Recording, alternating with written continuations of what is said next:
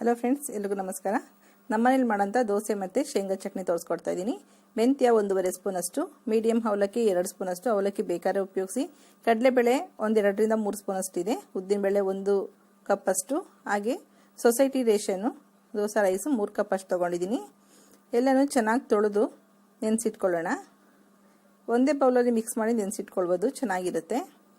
ನಾವು ಸಾಮಾನ್ಯವಾಗಿ ಅಕ್ಕಿ ಉದ್ದಿನಬೇಳೆ ಹಾಕಿ ದೋಸೆ ಮಾಡೋದಕ್ಕಿಂತ ಈ ಥರ ಕಡಲೆಬೇಳೆ ಸ್ವಲ್ಪ ಮೆಂತ್ಯ ಅವಲಕ್ಕಿ ಎಲ್ಲ ಹಾಕೋದ್ರಿಂದ ಪ್ರೋಟೀನು ಚೆನ್ನಾಗಿರುತ್ತೆ, ಹಾಗೆ ದೋಸೆ ಕೂಡ ತುಂಬ ರುಚಿಯಾಗಿರುತ್ತೆ, ತುಂಬ ಚೆನ್ನಾಗಿರುತ್ತೆ. ಎಲ್ಲ ಮಿಕ್ಸ್ ಮಾಡಿ ಚೆನ್ನಾಗಿ ಒಂದು 3-4 ಸಲ ಚೆನ್ನಾಗಿ ಪ್ರೆಸ್ ಮಾಡಿ ತೊಳ್ಕೊಳ್ಳಿ. ನೀವು ಅವಲಕ್ಕಿ ಬೇಕಾದ್ರೆ ಕೊನೆಯಲ್ಲಿ ಮಿಕ್ಸ್ ಮಾಡ್ಕೊಳ್ಬೋದು.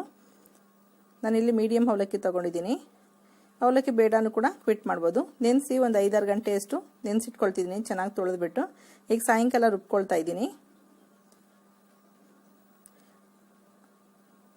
ಚೆನ್ನಾಗಿ ನೀರು ಎಷ್ಟು ಬೇಕೋ ನೋಡಿ ಹಾಕ್ಕೊಂಡು ದೋಸೆ ಹಿಟ್ಟನ್ನ ಚೆನ್ನಾಗಿ ನುಣ್ಣಗೆ ರುಬ್ಕೊಳ್ಳಿ. ನಾನಿಲ್ಲಿ ಸೋಡಾ ಎಲ್ಲ ಬಳಸ್ತಾ ಇಲ್ಲ, ಹಾಗೆಯೇ ಚೆನ್ನಾಗಿ ಹುಳಿ ಬರುತ್ತೆ. ಈಗ ರುಬ್ಕೊಂಡಾಗಿದೆ, ಆದಷ್ಟು ನುಣ್ಣಗಿರಲಿ.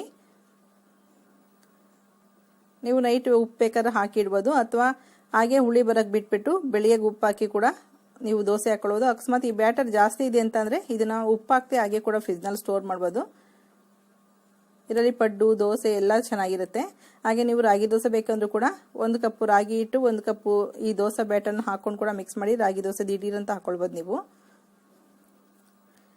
ಈಗ ಜಾರ್ ತೊಳೆದು 1-2 ಸ್ಪೂನ್ ಅಷ್ಟು ನೀರು ಹಾಕಿದೆ, ಹಾಗಾಗಿ ಎಲ್ಲ ಚೆನ್ನಾಗಿ ಮಿಕ್ಸ್ ಮಾಡಿ. ಉಪ್ಪೇನು ಹಾಕ್ತಾ ಇಲ್ಲ ನಾನು, ಹಾಗೆ ಮುಚ್ಚಿಡ್ತಾ ಇದ್ದೀನಿ. ಓವರ್ ನೈಟ್ ಪೂರ್ತಿ ಅದು ಉದುಗ್ ಬರೋದಕ್ಕೆ ಬಿಟ್ಬಿಡಿ. ಚೆನ್ನಾಗಿ ಬೆಳಗ್ಗೆ ಗುಳಿ ಬಂದಿದೆ ನೋಡಿ. ಪಾತ್ರೆ ತುಂಬ ಆಗಿದೆ ನೋಡಿ, ಎಷ್ಟು ಚೆನ್ನಾಗಿ ಬಂದಿದೆ.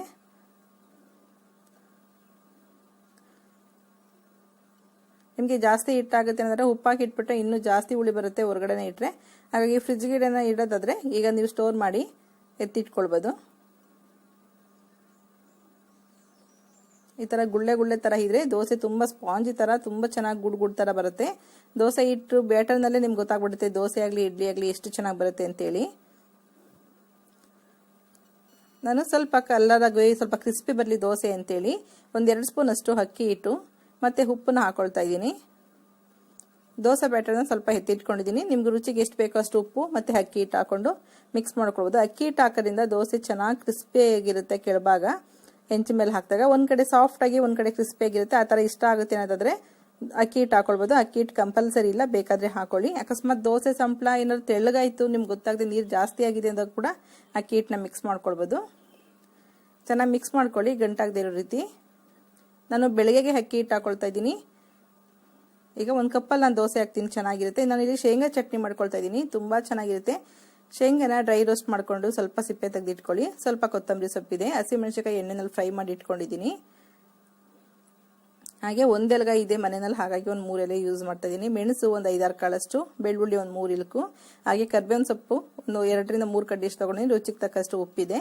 ಆದಷ್ಟು ಸೊಪ್ಪುಗಳೇನಾದ್ರು ಬೆಳೆಸ್ಕೊಂಡಿದ್ರೆ ಮನೆಯಲ್ಲಿ ಈ ಥರ ಉಪಯೋಗಿಸ್ಕೊಳ್ಬೋದು.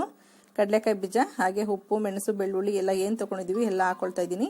ನಾನಿಲ್ಲಿ ಹುಣಸೆಹಣ್ಣು ಉಪಯೋಗಿಸ್ತಿಲ್ಲ, ದೋಸೆ ಹಿಟ್ಟು ಹುಳಿ ಇರುತ್ತೆ, ಹಾಗಾಗಿ ರುಚಿಗೆ ತಕ್ಕಷ್ಟು ಉಪ್ಪು ಹಾಕಿ ಸ್ವಲ್ಪ ಪೌಡ್ರ್ ಥರ ಮಾಡ್ಕೊಳ್ತೀನಿ. ನೋಡಿ, ಪೌಡ್ರ್ ಥರ ರೆಡಿಯಾಗಿದೆ. ನೀವು ಚಟ್ನಿ ಪುಡಿ ಏನಾದ್ರು ಬೇಕು ಅಂತಂದರೆ ಈಗ ಚಟ್ನಿ ಪುಡಿಯಾಗಿ ಕೂಡ ಇದನ್ನು ಸ್ಟೋರ್ ಮಾಡ್ಕೊಳ್ಬೋದು ಬೇಕಾದರೆ. ನಾವಿಲ್ಲಿ ನೀರು ಬಳಸಿಲ್ಲ, ಹಾಗಾಗಿ ಈಗ ಎಷ್ಟು ಬೇಕೋ ಅಷ್ಟು ನೀರು ಹಾಕ್ಕೊಂಡು ಚಟ್ನಿ ರುಬ್ಬೋದಕ್ಕೆ ಸೊಪ್ಪುಗಳನ್ನೆಲ್ಲ ಹಾಕೊಳ್ಳಿ. ನೀವು ಪುದೀನ ಸೊಪ್ಪು ಕೂಡ ಉಪಯೋಗಿಸ್ಕೊಳ್ಬೋದು, ಚೆನ್ನಾಗಿರುತ್ತೆ. ಒಂದೆಲ್ಗ ತುಂಬ ಬ್ರಾಹ್ಮಿ ಸೊಪ್ಪು ಅಂತ ಕೂಡ ಕರೀತಾರೆ. ಅದಕ್ಕೆ ತುಂಬ ಮೆಮೊರಿ ಪವರ್ ಕೂಡ ಜಾಸ್ತಿ ಇರುತ್ತೆ, ಹಾಗೆ ಕೂದಲು ಬೆಳೆಯೋದಕ್ಕೆ ಕೂಡ ಸಹಾಯ ಆಗುತ್ತೆ. ಆ ಸೊಪ್ಪು ಪಾಟ್ನಲ್ಲಿ ಹಾಕೊಂಡು ಕೂಡ ಚೆನ್ನಾಗಿ ಬರುತ್ತೆ, ಅದನ್ನು ಕೂಡ ಉಪಯೋಗಿಸ್ಕೊಳ್ಬೋದು ನೀವು. ನೋಡಿ, ಚಟ್ನಿ ನುಣ್ಣಗೆ ಪೇಸ್ಟ್ ಆಗಿದೆ. ನೀವು ಈ ಚಟ್ನಿನ ಗಟ್ಟಿ ಚಟ್ನಿ ಬೇಕಾದ್ರೆ ಸ್ಟೋರ್ ಮಾಡ್ಕೊಳ್ಬೋದು, ಅಥವಾ ಎಷ್ಟು ಚಟ್ನಿ ಬೇಕಾಗುತ್ತೋ ಅಷ್ಟು ಚಟ್ನಿಗೆ ನೀರು ಮಿಕ್ಸ್ ಮಾಡ್ಕೊಳ್ಬೋದು.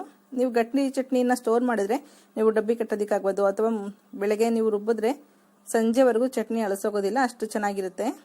ಗಟ್ಟಿ ಚಟ್ನಿನ ಆ ಥರ ಸ್ಟೋರ್ ಮಾಡ್ಕೊಳ್ಬೋದು. ಚಟ್ನಿ ಜಾಸ್ತಿ ಆದರೆ ಎಷ್ಟು ಬೇಕೋ ಅಷ್ಟು ನೀರು ಹಾಕ್ಕೊಂಡು ಮಿಕ್ಸ್ ಮಾಡ್ಕೊಳ್ಳಿ. ನಾನಿಲ್ಲಿ ದೋಸೆ ಮಾಡ್ಕೊಳ್ಳೋದಕ್ಕೆ ಸ್ವಲ್ಪ ಎಣ್ಣೆ ಜೊತೆಗೆ ಸ್ವಲ್ಪ 1 ಸ್ಪೂನಷ್ಟು ತುಪ್ಪ ಹಾಕ್ಕೊಂಡು ಮಿಕ್ಸ್ ಮಾಡ್ಕೊಳ್ತಿದ್ದೀನಿ.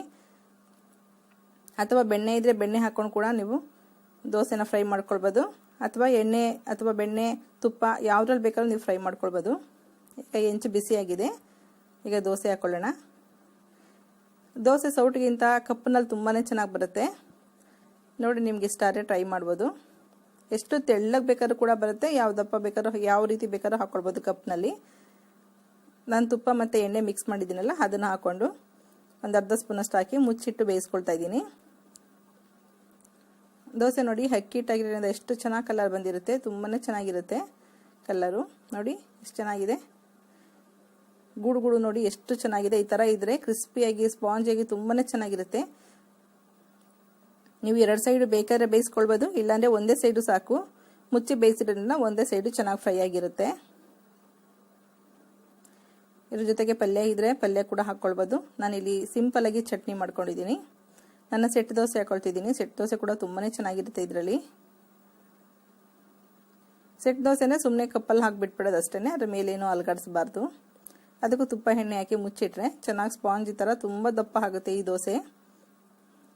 ಮತ್ತು ಇದು ಸೆಟ್ ದೋಸೆನ ಯಾವಾಗೇ ತಿಂದರೂ ಕೂಡ ಸ್ಪಾಂಜಿಯಾಗಿ ತುಂಬಾ ಚೆನ್ನಾಗಿ ಸಾಫ್ಟಾಗಿರುತ್ತೆ. ಇದು ಡ್ರೈ ಅಂತ ಅನ್ಸೋದಿಲ್ಲ. ನೋಡಿದ್ರಲ್ಲ ಎಷ್ಟು ಸಿಂಪಲಾಗಿ ದೋಸೆ ಚಟ್ನಿ ಮನೆಯಲ್ಲೇ ಮಾಡ್ಕೊಳ್ಬೋದು ಅಂತೇಳಿ. ಚಟ್ನಿಗೆ ಸ್ವಲ್ಪ ತುಪ್ಪ ಹಾಕ್ಕೊಂಡು ತಿಂದರೆ ಇನ್ನೂ ರುಚಿಯಾಗಿರುತ್ತೆ. ಒಗ್ಗರಣೆ ಕೂಡ ಮಾಡ್ಕೊಳ್ಬೋದು. ನೋಡಲ್ಲ ಫ್ರೆಂಡ್ಸ್, ಎಷ್ಟು ಸಿಂಪಲಾಗಿ ಪ್ರತಿನಿತ್ಯ ಮಾಡೋಂಥ ಟಿಫನಲ್ಲಿ ದೋಸೆ ಚಟ್ನಿ ಕೂಡ ಒಂದು ಈಸಿಯಾಗಿ ಮಾಡ್ಕೊಳ್ಬೋದು. ನಿಮಗೂ ಕೂಡ ಇಷ್ಟ ಆಗಿದೆ ಅಂದ್ಕೊಳ್ತೀನಿ. ಇಷ್ಟ ಆದರೆ ಲೈಕ್ ಮಾಡಿ, ಶೇರ್ ಮಾಡಿ, ಸಬ್ಸ್ಕ್ರೈಬ್ ಮಾಡಿ. ಹಾಗೆ ಮನೇಲಿ ಮಾಡಿ ಒಂದ್ಸಲ ರುಚಿ ನೋಡಿ ನನ್ನ ಕಮೆಂಟ್ ಹಾಕಿ. ಚಟ್ನಿ ಸ್ವಲ್ಪ ತೆಳ್ಳಗಿರಲಿ, ದೋಸೆಗೆ ತುಂಬ ಚೆನ್ನಾಗಿ ಡಿಪ್ ಆಗುತ್ತೆ ಒಳಗಡೆ. ತಿಂತಾ ಇರಂತೂ